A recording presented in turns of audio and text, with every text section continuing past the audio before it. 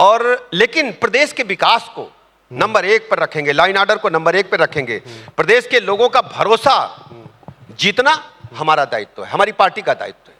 जो नेतृत्व ने हमें काम सौंपा उसको हम 100% जमीन पर उतारने का काम कर रहे हैं। पर ब्रजेश जी, एक बात जो अखिलेश यादव यहाँ पर कह के गए, वो चैलेंज करके गए, बोले कि हमने जो है इस प्रदेश को हाईवे बनाना सिखा दिया। हालांकि मैं थोड़ा सा उनसे असहमत हूँ।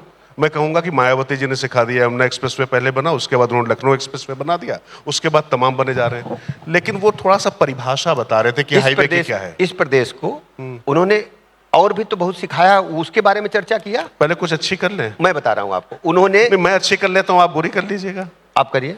मैं कह रहा हूं कि उन्होंने कहा कि आपने गोरखपुर एक्सप्रेस, जो गोरखपुर पूर्वांचल एक्सप्रेसवे बनाया, और बताया कि वो प्रधानमंत्री जी गए और लोकार्पण करके, और वो दिल्ली तक पहुंचने थे, वो उड़ गया। भैया बहुत अच्छा काम किए वो, तो काहे बाहर चले गए? तो अभी तक ममता बनर्जी, भाई देखिए, लोकतंत्र में जनता जनार्दन है, मान गए। आप पब्लिक से पूछिए और आप अपने amarujala.com पर ओपिनियन पोल डाल दीजिए कि उत्तर प्रदेश में 4 बार समाजवादी पार्टी को सरकार बनाने का अवसर उत्तर प्रदेश की जनता जनार्दन ने दिया। हमारी सरकार बीच में आई, पूज्य अटल जी के नेतृत्व काल में आदरणीय कल्याण सिंह जी की, आदरणीय रामप्रकाश गुप्ता की, आदरणीय राजनाथ सिंह जी की, और शेष कार्यकाल जनता दल, जनता पार्टी, समाजवादी पार्टी और मिली-जुली और कांग्रेस सरकार रही। ठीक है ना? बहुत दूर ना जाइए, आप 12 से उठा लीजिए, 12 से 17 का तुलनात्मक अध्ययन और 17 से 26 का तुलनात्मक अध्ययन करिए। हमारे कहने से आप सच्चाई नहीं मानेंगे, आप पब्लिक से पूछिए। 12 से 17 तक 1 डिस्ट्रिक्ट 1 माफिया था। किसी भी जिले में कोई ठेका पट्टी निकल रहा है, 10-10 बंदूकें भरे चले जा रहे हैं। अरे भाई, आपको आत्मरक्षा के लिए एक आदमी को लाइसेंस मिला है ना? एक गाड़ी में 10 बंदूक क्यों? एक गाड़ी में 10 गुंडे क्यों? टेंडर ठेका पट्टी पर गोली क्यों? प्लाट मकान दुकान कब्जा करने पर गोली कट्टा क्यों?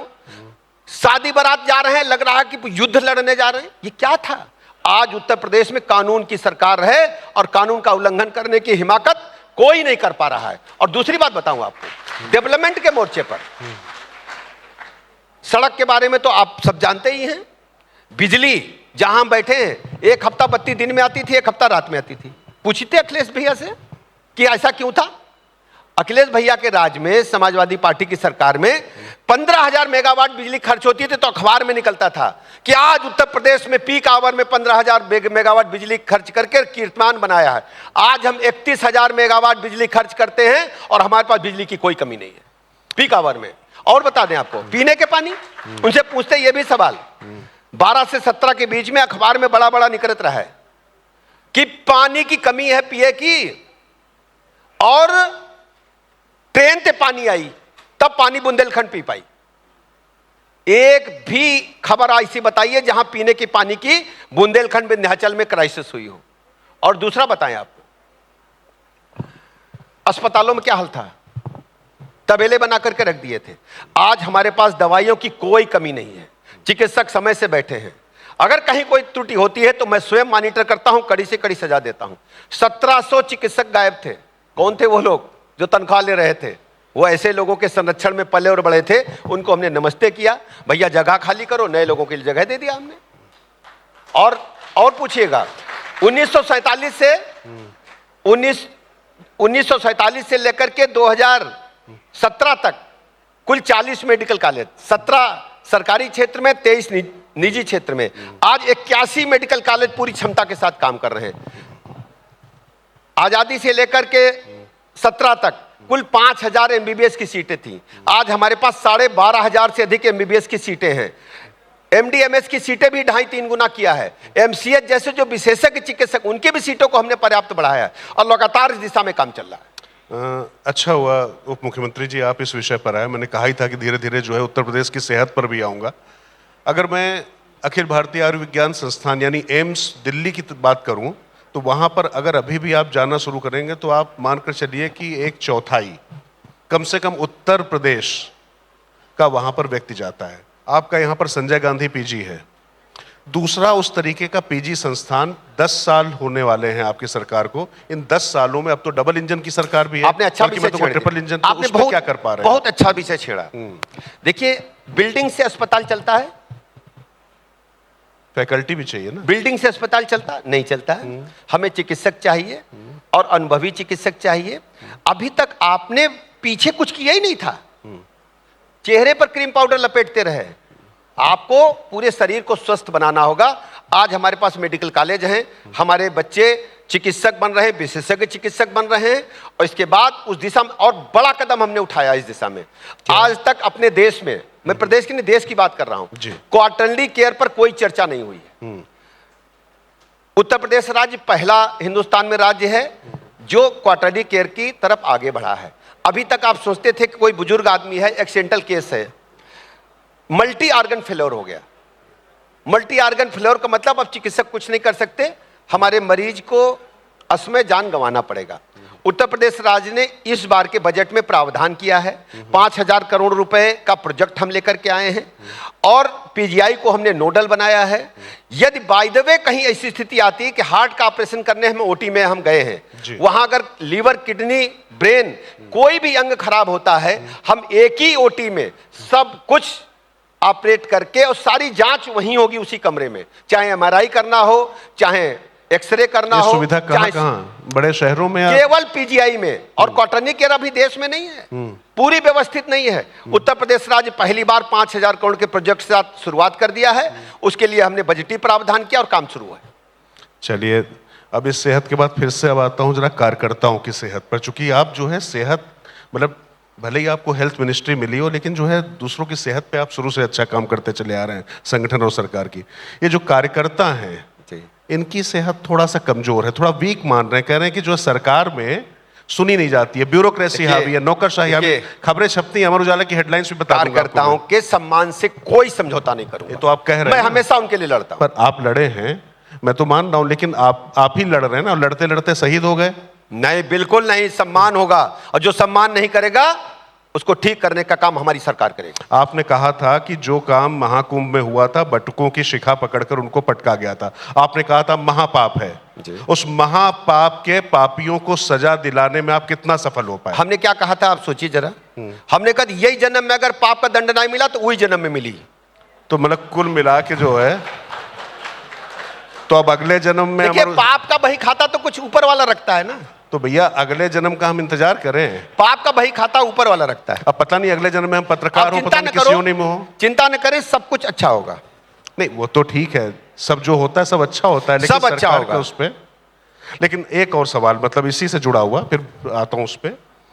ये बार बार ये बातें कही गई, आप खासतौर से ब्राह्मण राजनीति बड़ा उबाल मार रही। मैं आज, अखिलेश जी भी थे यहाँ पे, उन्होंने राजकुमार भाटी का जो बयान आया था उसको लेकर उन्होंने कहा कि भाजपा के ट्रैप में नहीं आने वाले हैं। उन्होंने कहा भाजपा के ट्रैप में हम इसमें भी नहीं आने वाले हैं कि जो मंदिर मस्जिद की जो बात की जा रही है, बोले हमने भाजपा से बहुत सीख लिया। आज एक नेता को हमने देखा जी, वहां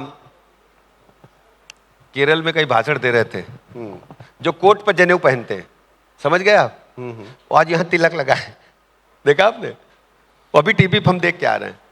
सबको इसी पिच पर आना पड़ेगा। सनातन संस्कृति भारत की पहचान है, सबको इसी पिच पर खेलना है।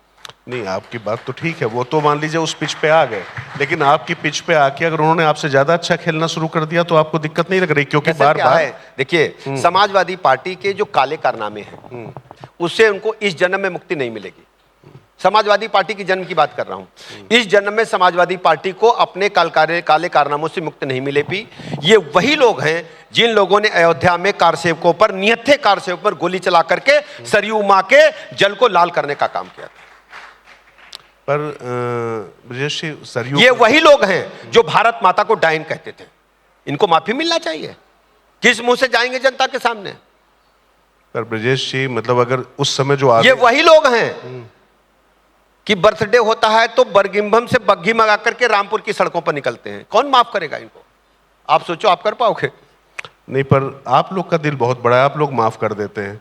जब, बताओ ना, आप लोग माफ कर देते, बताओ ना। मतलब काफी लोगों को माफी दी है। देखो, ऐसा है ना, भारतीय जनता पार्टी एक विशाल परिवार है।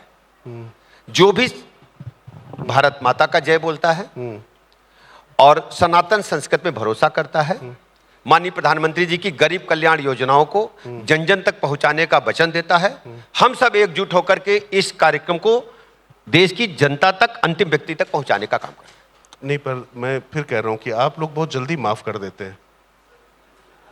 बताइए, उदाहरण दीजिए ना। जो रम में राम वाले थे जी, जो रम में राम वाले हाँ। थे, उनके सुपुत्र आपके साथ कैबिनेट में बैठते हैं। आजकल वो प्रोटोकॉल सिखा रहे पत्रकारों को। पापा की गलती आप पुत्र को देने का पक्षधर हैं। तो आप मुलायम की गलती का आप बताइए ना। तो मुलायम की गलती का तो अखिलेश 12 पे से क्यों आप डाल रहे हैं? 12 से 17 किसका था? 12 से 17 कौन था? 12 से 17 कौन था? अखिलेश थे। तब फिर ये पापा हैं। हमने तो 12 से 17 की बात की है, हमने पुरानी बात नहीं की।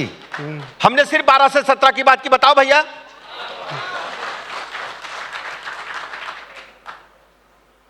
बस हो गया। जैसा चाहो।